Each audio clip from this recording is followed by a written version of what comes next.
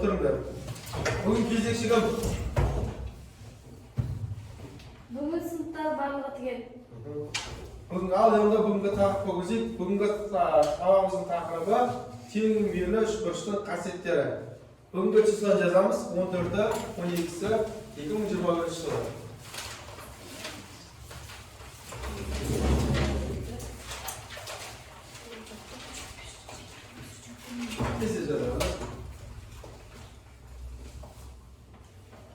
Жазып болсақ, тақырып жазып болған барлықтарыңыз маған қараңдар. Жалпы бүгінгі тақырыбымыздың мақсаты тең мүйірлі үшбұрыштың белгілері мен қасиеттерін қолдану. Енді сабағымыздың мақсатына келіп тоқталып кетсек, сабағымыздың мақсаты тең мүйірлі үшбұрыш белгілерін ажыратады, есептер шығаруда тең мүйірлі үшбұрыштың қасиеттерін қолданады. Бағалау белгілері тең мүйірлі үшбұрышқа анықтама береді, үшбұрыштың элементтерін атайды және ажыратады. Тең мүйірлі үшбұрыштың фигуралары модельдер құрастырып үйренеді, құрастыру кезінде бесіктесе медианы теңдігін біледі. Енді қазір сендерде бүгінгі сабағымызды бастамас бұрын сендерге психологиялық ахуал қалыптастырамыз. Алданғы ақпарат аламыз, сол ақпаратқа адамның суретін саламыз.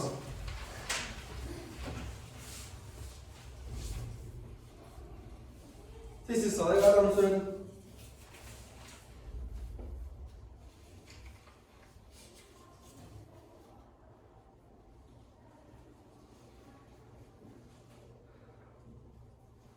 Адамның суретін сап болсақ, адамның бойындағы ең жаман үш қасиетін жазайық.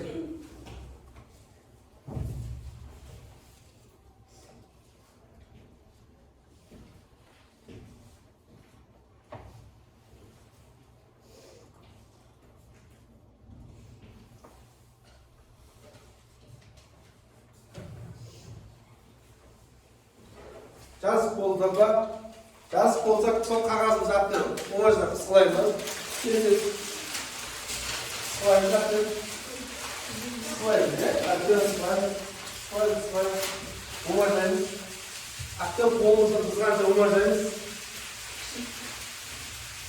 Бұл не үшін? Бұл өзіміздің бойындағы жаман үш қасиетімізді бұл атты қылайық та, кеп қояға кеп тастайық тез бұл. Шеңбер отыра қалайық әзірге.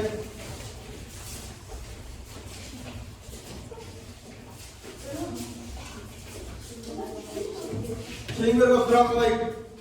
Шеңбер отыра қалайық. Енді көрдік қой, енді қандаш көңілдеріміз нормально жақсы оқылды ма? Онда аттарына берген кестеге қағаздарды алып, мозаика құрастырамыз. Сонымен соға топқа бөлеміз. Аламыз. Bir-birimizni tavib olaylik. Suratlar bo'yicha bir-birimizni tavib olaylik. Oldu. Suratlar bo'yicha bir-birimizni tavib olaylik. Jasınlar mana yoqqa, ko'klar har yoqqa, qizillar mana sizga yo'llaymiz. Suratlar bo'yicha bir-birimizni tavib olaylik.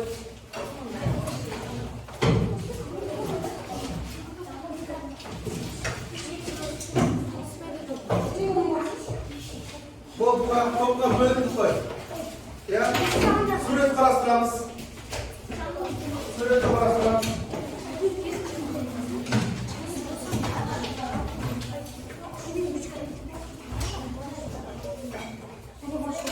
Suret karıştırdık mı?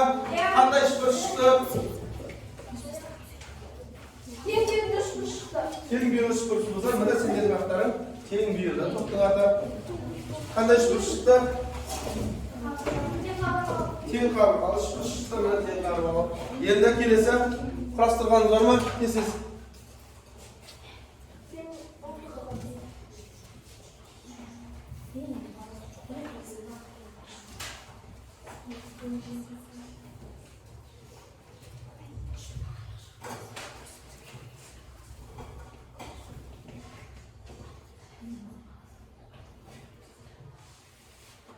Sizlerde toplarlarda her türlü kavgalı üçbörüş.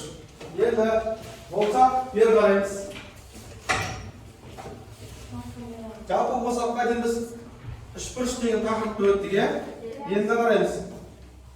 Ой қозғау бар әдіс арқылы сендерге мынандай үшбұрыш қандай фигураны үшбұрыш деп атаймыз және элементтерин атайбыз. Ким айтып берет? Толсой. Үшбұрыш дегеніміз бір жазықтықта жатпайтын үш нүкте белгілеп, оны кесінділер арқылы қосамыз. Сол шыққан геометриялық фигураны үшбұрыш деп атаймыз. Элементтерин ким айтып берет? Үшбұрыштын. Сағат. Үшбұрыштың үш нүктесі олар төбелері деп аталады. Ал үш нүктесін қосатын кезінде оларды қабырғалары деп атаймыз. Жарайды, рахмет. Енді қазір сендерге қандай фигуралар берем? Бұлар бізде қандай нелер? Үшбұрыштар, үшбұрыштың түрлері, бірақ бұл жасырын түрде. Қазір сендерге алайла плакаттар адам. Сол плакаттар туралы бұл қандай үшбұрыштар? Сызбасын саласыңдар. Сызбасын сап болғаннан кейін сол қандай үшбұрыштың қандай қасиеттері бар? Анықтамаларын айтып бересіңдер. Топ бойынша постер қоймаймыз. Сендерге берілетін уақыт 3 минут дайындыққа беремін. 3 минут дайындыққа кетті.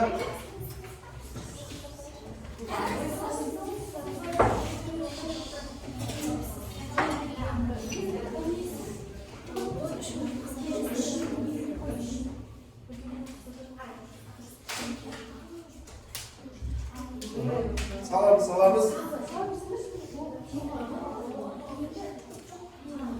Salamız.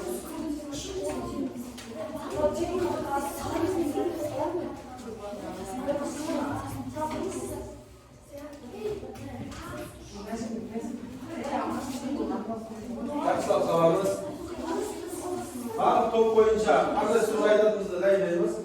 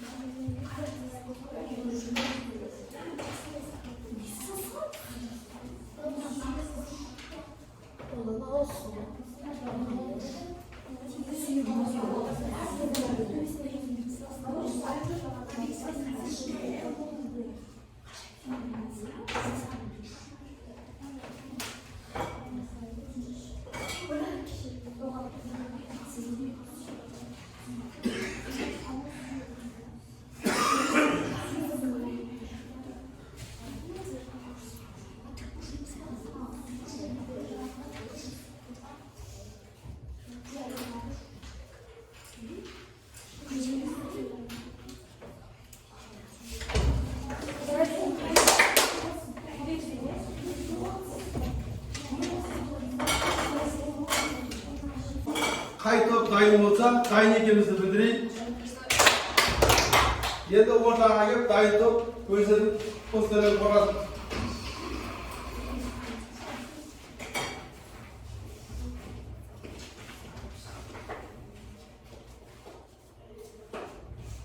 Бірінші геометриялық фигурада тең қабырғалы үшбұрыш. Себебі бұл жерде албасы қабырғалары тең болғандықтан тең қабырғалы үшбұрыш болып есептеледі. Ал екіншісі тең бүйірлі үшбұрыш. Екі бүйір қабырғасы тең болғандықтан ол тең бүйірлі үшбұрыш. Әртүрлі қабырғалы үшбұрыш. Бұда әр қабырғасы әртүрлі болғандықтан біз оны әртүрлі қабырғалы үшбұрыш дедік. Төртінші геометриялық фигураны біз сүйір бұрыш деп алдық. Өйткені бұл үшбұрыштың ішкі бұрыштары сүйір болып тұр. Сол үшін сүйір бұрышты үшбұрыш деп аталады. Бесінші геометриялық фигура бұл доғал бұрыш болып есептеледі. Өйткені бұның бір бұрышы доғал болып тұр. Келесі геометриялық фигура тік бұрыш. Бұның бір қабырғасы тік бұрыш болғандықтан оны біз тік бұрышты үшбұрыш дедік. Бұл 90 градусқа тең. Жақсы, рахмет. Келесі соруш.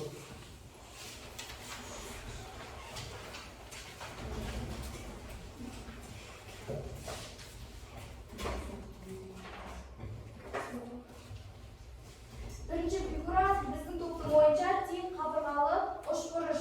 Себебі тең қабырғалы үшбұрыш дегеніміз барлық қабырғалары тең болғандықтан ол тең қабырғалы үшбұрыш.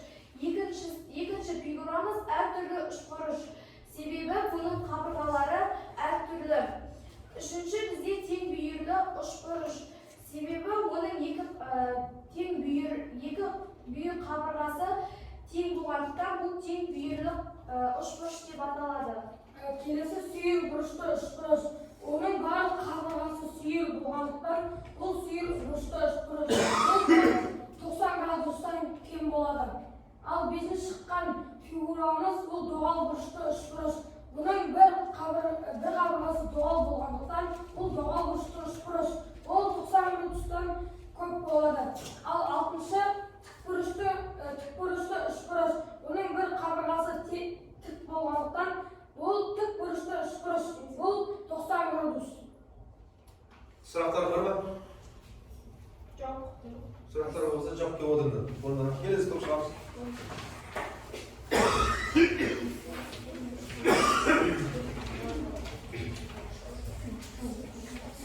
Тыңдаймыз.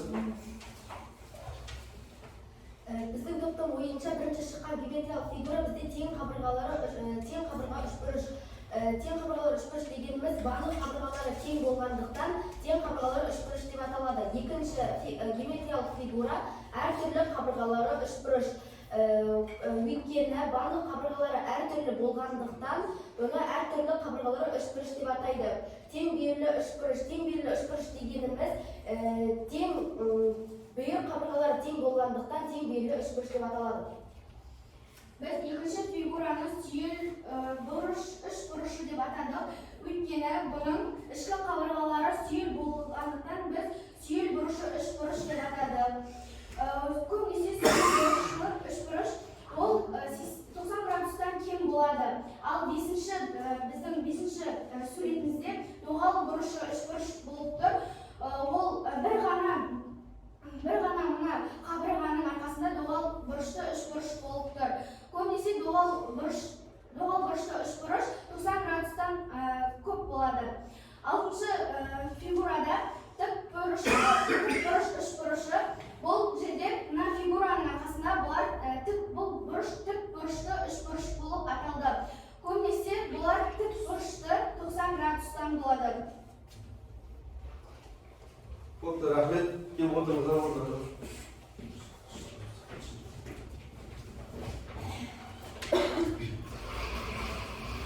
Şimdi sabahımızdan kaçarız.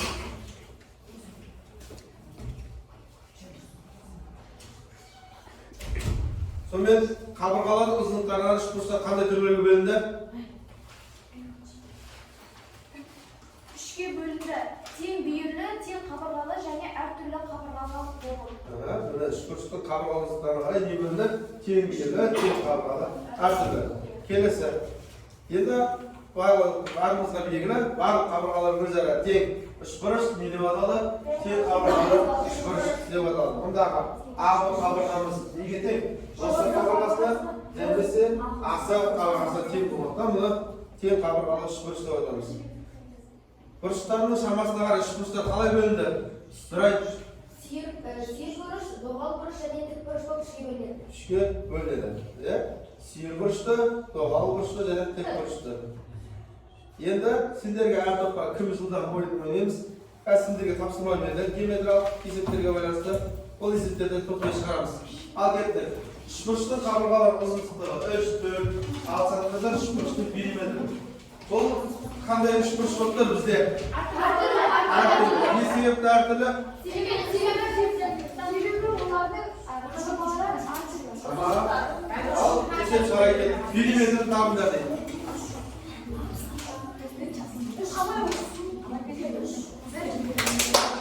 Айтыңыз. Бұл жерде әртүрлі үшбұрыш болғандықтан біз бұның әртүрлі үшбұрыштың периметрін А қосу Б қосу С деп есептейміз. Біз 3 см 3 қосу 4 бұл әртүрлі ұшқыштардың периметрі 13 сантиметр болды. Дұрыс па? Барлықтары сонда шықты ма? Ал тексерейік. Жауабы 13. Дұрыс, рахмет. Келесі топ келесі есеп. Тең қабырғалы үшбұрыштың периметрі берілген, керісінше 30 сантиметр. Үшбұрыштың қабырғаларын табыңдар дейді.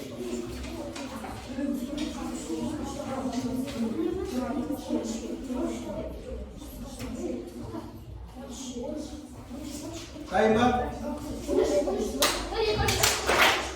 Кім айтады? Нұрай, бір қалып айт. Бұл жерде тең қабырғалы үшбұрыштың жауабы 13 сантиметр болса себебі бұл жерде тек периметрі бөлінген, сол себепті біз 39 периметрін жауабын алып үшке бөлдік, үшке бөлгенде 13 шықты. Дұрыс, рахмет. Келесі есепке қараймыз. Тең қабырғалы үшбұрыштың қабырғасы 12 сантиметр, үшбұрыштың периметрі табамыз деді.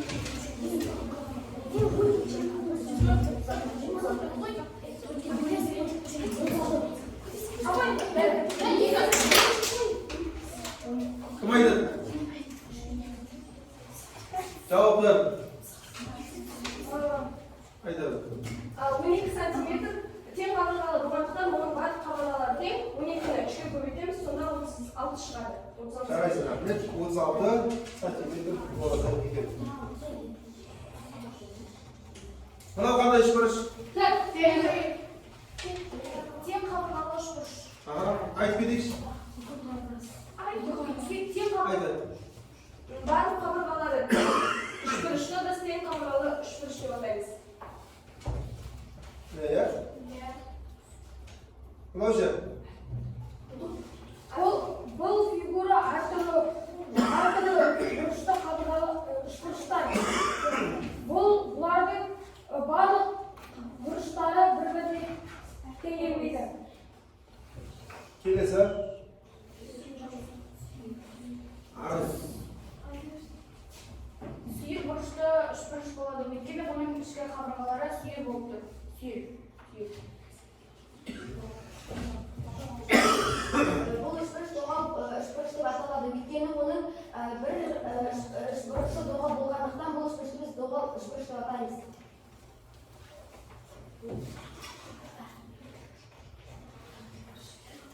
Бұл геометриялық фигура бұл үшбұрышты деп аталады, өйткені бұл 90 градусқа тең.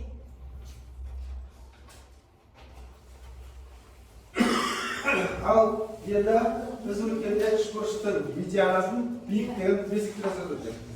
Енді суретте үшбұрыш салынған, сол үшбұрышта ар бөлмесіне босақ қабырғасына не жүргіздік? Аты медианасын жүргіздік. Енді сұрақ, үшбұрыштың медианасы дегеніміз не? Басқа айтып бермесіңіз. Айта берейін. Үшбұрыштың медианасы деп қарсы жатқан қабырғалардың ортасын қосатын кесіндіні айтамыз. Қарсы қабырғасын қалай қосады? Не себепті? Burada BD неге тең болып тұр? Дұрыс сонда қақ ортасынан үшбұрыштың төбесі қаршықтың қабырға ортасымен қосатын кесінді не деп атамыз? Деп атайды екенбіз. Енді бесіктесе жүргіздік, бізде пайда болды бесіктесе. Бұл төбесінде неге асық қабырғасы қаны жасатылды. Енді бізде бесіктесе не істеді? Екі бұрышта қақ ортасынан бөліп, мына екі бұрышты не қойды? Тең қылып қойды. Енді үшбұрыштың бесіктесесі дегенді заңғар. Үшбұрыштың бесіктесесі деп қарсы жатқан қабырғамен шектелетін кесіндіні атайды. Төбесінен жүрді. Қозар оны? Үшбұрыштың төбесіне қарсы жатқан қабырғасы арқылы өте түзуге түсірілген перпендикулярды атаймыз. Не дейді отырмыз? Үшбұрыштың бесіктесіндеріміз не істеп бөлдік? Бұрыштарын екіге бөлдік. Келесі. Арман. Үшбұрыштың биіктігі де оның төбесінен жүргізілген қарсы жатқан перпендикулярды атайды. Я, мен не жүргіздім? Мынандай қандай белгі қойын перпендикуляр белгі қойса, СH неге тең болып тұр? А-ға перпендикуляр болып тұр. Сонда СH-ымыз неге перпендикуляр жасады. Сонда үшбұрыштың төбесі оған қарсы жатқан қабаты жүрістер перпендикулярды не айтады екенбіз? Үшбұрыштың. Енді бізде жаңадан бері қандай үшбұрыш қалып кетті? Айтылмайды. Тең бүйірлі үшбұрыш қалып кетті. Жалпы бізде жаңа айтып берді да, бір бүйірді қанмен қасып кетті мен. Тең бүйірлі үшбұрыш. Сонда бүгінгі сабағымыз қандай деп аталады? Тең бүйірлі үшбұрыш деп аталады. Бүгінгі сабағымыз тең бүйірлі үшбұрыштың қасиеттері. Ал бері қараймыз. Екі қабырғасы өзара тең. Тең бүйірлі үшбұрышты не деп айтамыз? Тең бүйірлі үшбұрыш. Міне, мұндағы асы қабырғасы неге тең болып тұр? Асы қабырғасына тең болып тұр. Мұндағы асы және Б-сы бүйір қабырғалары және А-бы несі деп аталамыз? Табаны деп атайды екенбіз. Келесі. Міне, мұндағы А-бы бұрыш А және Б бұрыштар не? Өзара тең бұрыштар және С үшбұрыштың төбесі деп аталады. Келесі.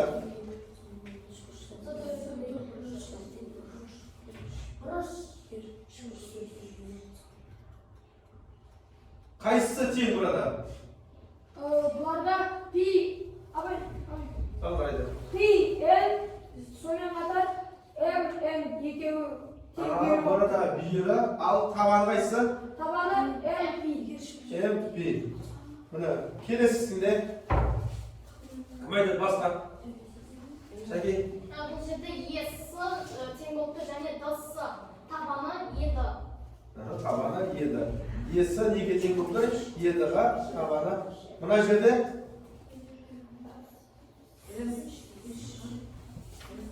Нұрай. Бұл жерде С О-ға тең және С Т-ға тең. Ал табаны О-мен Т. О, келесі. Басқа? Арай. К, М тең болып тұр, сондықтан М мен Л табаны болады. М мен Л табаны болады. Мынау ше? Айт саңдар. Бұл жерде барлық қабырғасы тең болып тұр. Демек бұл тең қабырғалы үшбұрыш деп атаймыз. Бастапқа айтып келатқанымыз бәрі тең бүйірлі, тек соңға неміз не болып қалды? Тең қабырғалы болып қалды. Жалпы енді мынандай десе, тең бүйірлі үшбұрыштың табанына бұрыштар тең, қараймыз. Ал дәлелдеуіміз керек дейді. Енді сендердің алдарыңда қазір не берілді? Дәптерге жазамыз. Не себепті дәлелдеп көрсетеміз ба? Жапараққа көрсетіп барамын. Не себепті ол? Екі бұрыш қана тең, қалған үш бұрышы неге тең емес? Айттым ғой, тең бүйірлі үшбұрыштың табанындағы бұрыштары тең. Сонда дәлелдеу керек нені? А мен С-ның тең екендігін, екі бұрыштың тең екендігін. Сендерге 2 минут уақыт.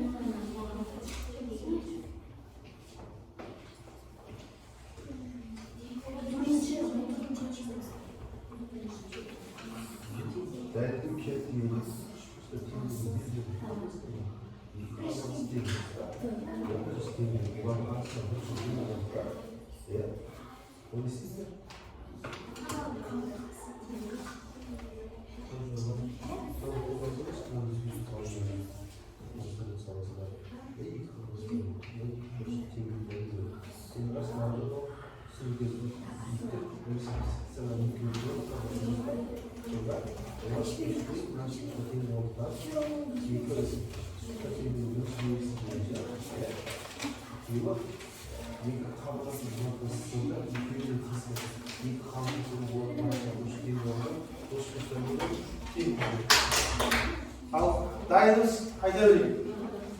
Бұл хабарда асы болады. Дұрыс қой. Енді бұл үшбұрышта теңдігін біреу-біреусіне сөйлей аласыздар ма? Кім айтады? Айта бер. Себебі бұл үшбұрыштар теңдігінің бірінші белгісі бойынша бұл асы тең болады. Енді теңдігін айтыңыз. Егер бір үшбұрыштың екі қабырғасы мен олардың арасындағы кесінділер қабырғалар тең болса, онда ол үшбұрыштар тең болады. Енді қарайсыз. Айта бер. Демек, А бұрышы С бұрышына тең.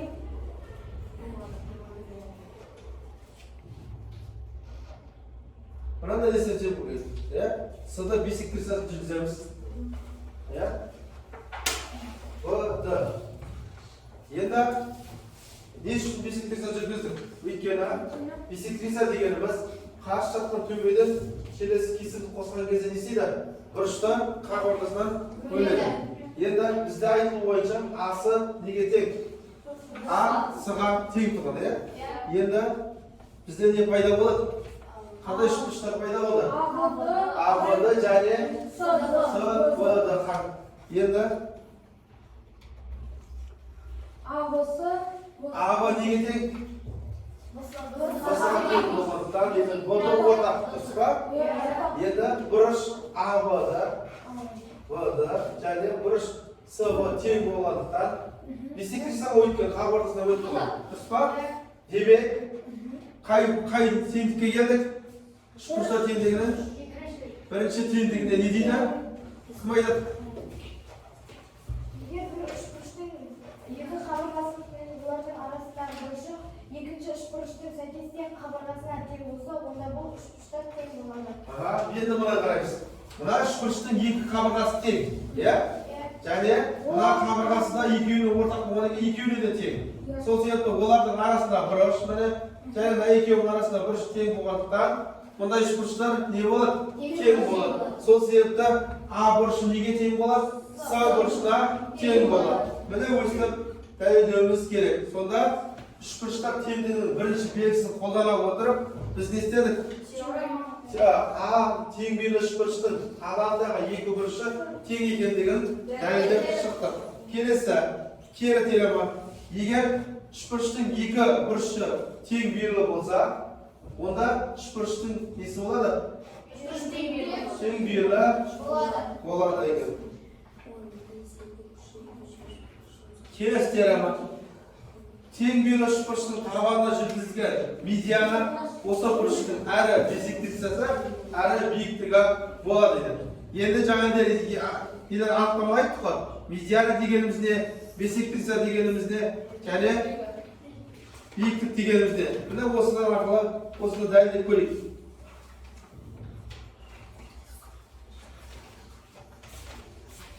Не себепті бисектриса, не себепті биіктік болады? Ал сай дәлелдеп көрейік. Сендерге тағы да бір 2 минут уақыт берейін деп ойлады ма? Тура осыны не жүргіземіз? Бисектриса жүргіземіз және медиана биіктік жүргізіп көреміз.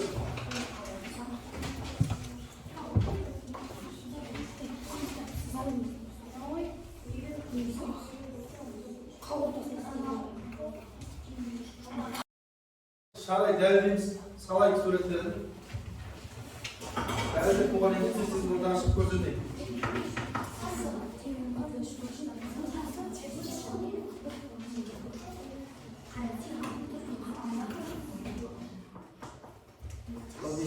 Медиана болды. Несепті биіктік болды. Несепті бисектриса болды. Жоғып көрсетіп, тура сөйтіп салып көрсетіп. Несепті биіктік, несепті медиана, несепті бисектриса болды.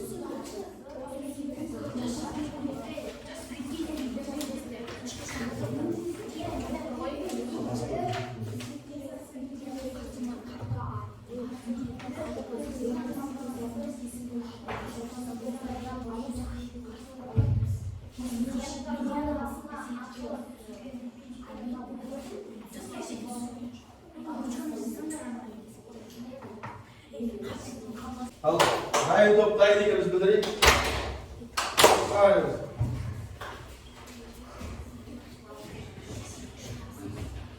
Бұл үшбұрышта V-ді медианасы болып тұр. Себебі қарсы жатқан қабырғаны қосып тұр. Сол себептен медиана болып тұр бұл жерде. Ал ВД-сы бесік кіресі себебі екі қабырғаның қақ ортасынан бөліп тұр.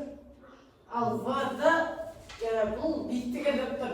Үшбұрыштың биіктігі де оның төбесіне қарсы жатқан қабырғаны арқылы өтетін перпендикулярды атайды. Қозғалады ма? Келесі топ.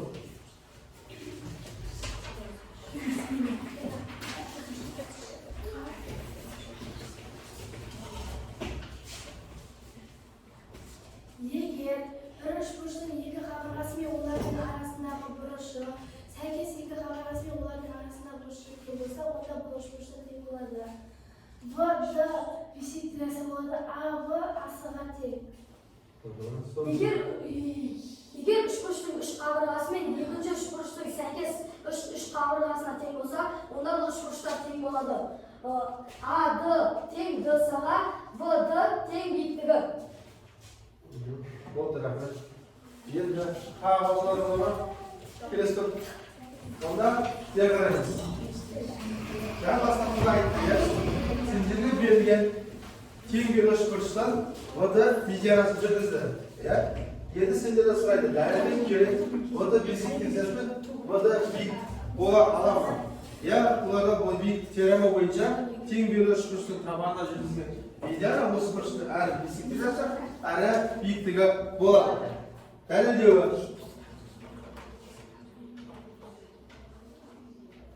Енді қараңдар, үшбұрыш пайда болды бізде, АВД және СВД.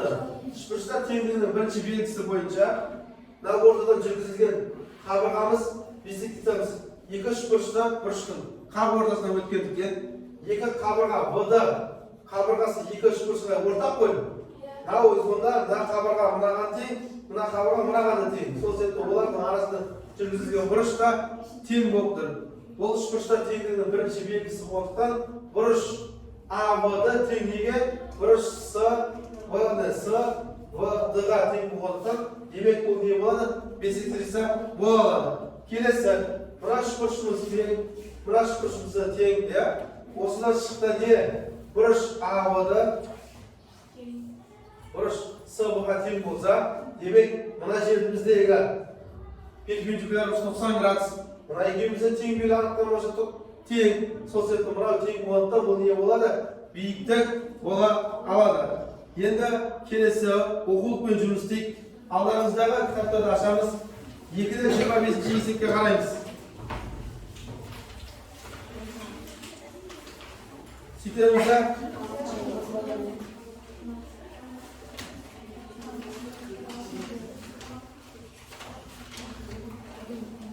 Екіден 25-ші есепке тақтаға кім шығады?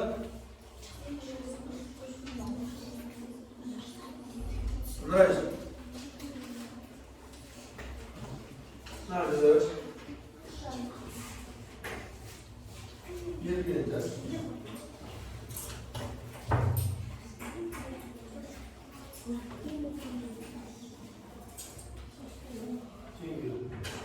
Жаз. Сау.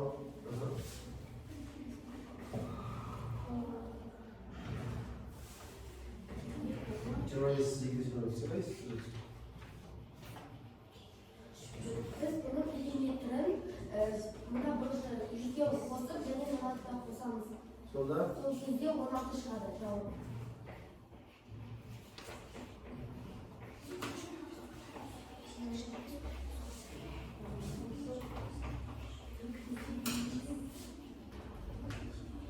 Дұрыс, жарайсың. Келесі есепке қараймыз. 2-де 21-ші есепке қараймыз. Тең белгі үшбұрыштың периметрі 12 см, ал бүйір қабырға 5 см. Оның табанын анықтаңдар дейді.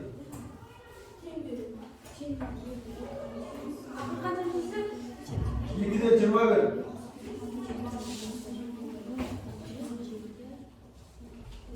Кім шығады олар?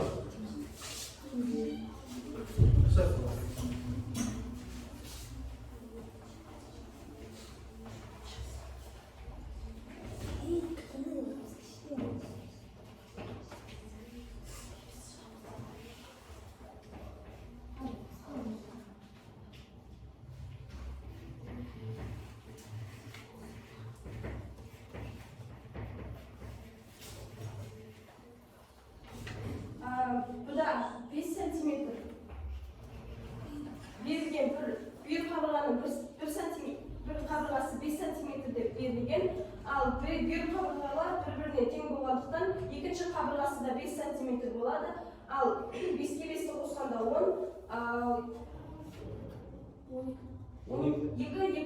см оның табаны болады. Енді азайтамыз. 12 азайтып.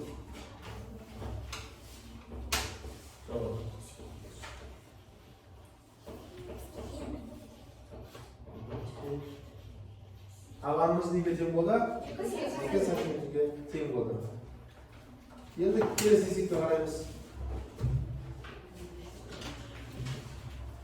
Тең берілі үшбұрыштың миллиметр 20 сантиметр. Bir қабырғасы табанынан неше? 2 үшбұрыштың қабырғалары ұзындықтарын табылды. Ал бізге ақпарат таратылды. Ақпаратқа шығарып көреміз. Келесі топқа тексерудеміз шығарып.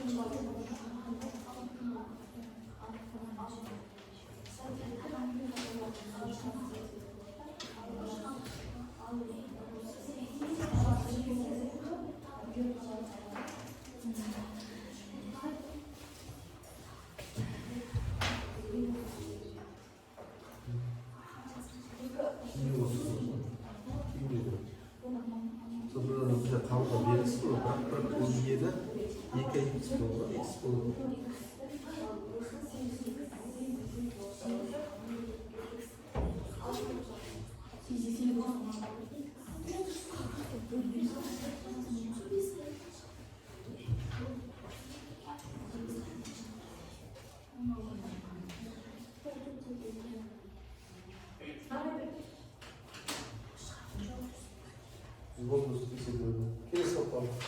Ауыздарыңыз кірсін.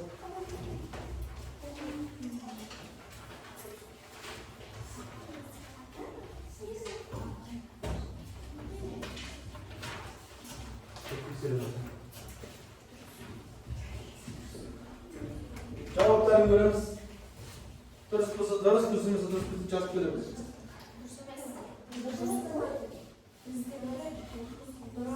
Қанша болды? 4 сантиметр. Келесі есеп қараймыз. Теңге үшбұрыштың периметрі 20 сантиметр, бір қабырға 7 сантиметр, үшбұрыштың табанын табамыз. Ал шығарайыз.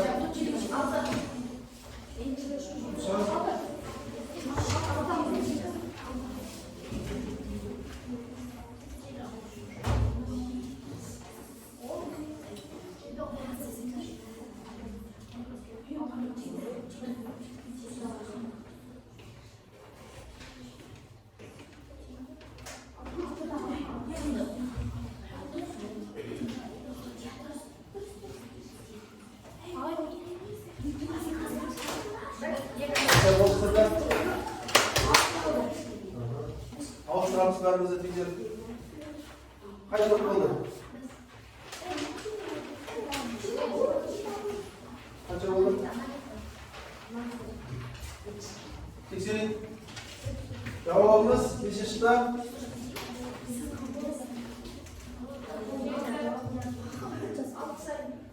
cevabımız 6. Farklarını da sıfır. Енді бүгінгі сабағымызда қорытындылай кетсек, жалпы бүгінгі тақырыбымыз тең бүйірлі үшбұрышты, оның белгілері мен қасиеттерін, тең бүйірлі үшбұрыштың қасиеттерін қолданып, мынандай есептерді тағы бір ауызша шығарып көрейік. КАБы, КАБы бұрышы берілген 70 градус. Енді бұмыз неге тең болады? Қалай 70 градусқа себебі? 70 градусқа тең болады. Себебі? Себебі өйткені бұл жерде А, К, деген бұрыштар тең бүйірлі болып тұр. тең бөліш бұрыштың бірінші теоремасында не деп айтты? Егер егер табанындағы бұрыштар бір-өзара тең деді. Сондықтан ол бұрышымыз неге тең болады? 70 градус. Ал енді мына жерге қараймыз. Қанша градус болады? 40 градус. Себебі үшбұрыштың бисектрисіне келіп тұр, үшбұрыштың бисектрисі бұрышты қақ ортасынан бөлді. Сол себептен 40 тең 40 градусқа. 40 тең 40 градусқа тең болады. Енді мынаған 70. Тағы не қалып кетіп отыр?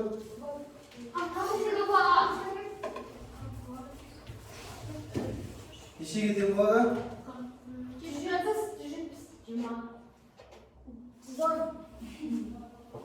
110-ға тең болады. Келесі қараймыз.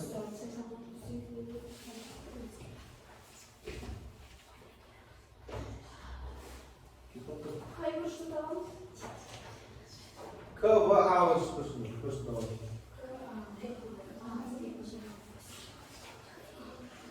Алып бөліміз мына жерде. Кім айтады? Мына жеріміз тең бөліш бұрыш. Мына екеуі тең болып тұр. Мына екеуіміз. Сонда мына жеріміз қанша градус? Қайда? Бұл вертикал бұрыш. Вертикал бұрыш. Мына арамыз 70 болады болса, мына жеріміз не болады? 70 градус. 70 градус болады. Сол себепті орамыз. Вертикал бұрыш. Орамыз 2 градус болады. 70 градус. Енді табуымыз керек қайсыны?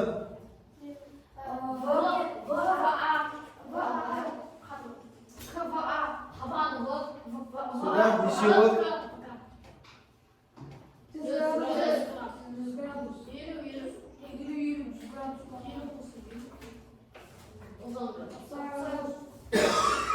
Кабамыз 90 градус болады. Енді қазір алдарыңа бүгінгі сабаққа кері байланыс. Бүгінгі сабақтан біз не білдім, не білемін, не білуім керек. Сол нәрді 3 түрлі нәрсе жазамыз. Жазамыз параққа.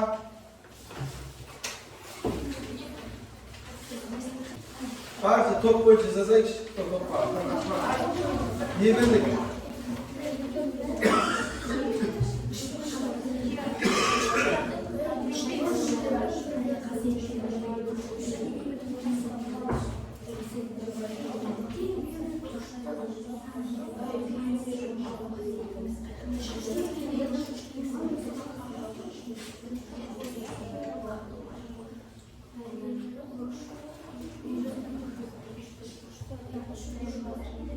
Болашақта не білгілерің келеді? Не білдім? Не білемін? Не жатқа білдік? Жазайын.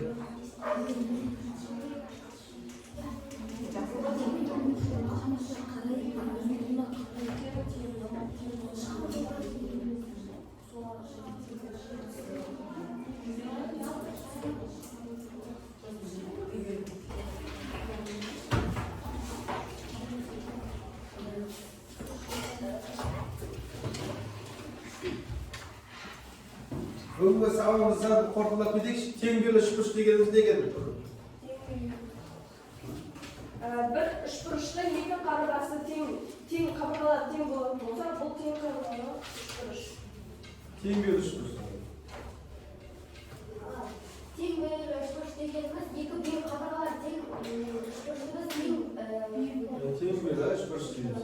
Тең бөліш бұрыштың табандағы бұрыштар тең ба, тең емес па? Тең емес. Табандағы бұрыштар. Тең бөліш бұрыштың табандағы бұрыштар не? Тең екен. Бүгінгі сабағымыз осымен бітті. Жақсы, сау болыңыздар.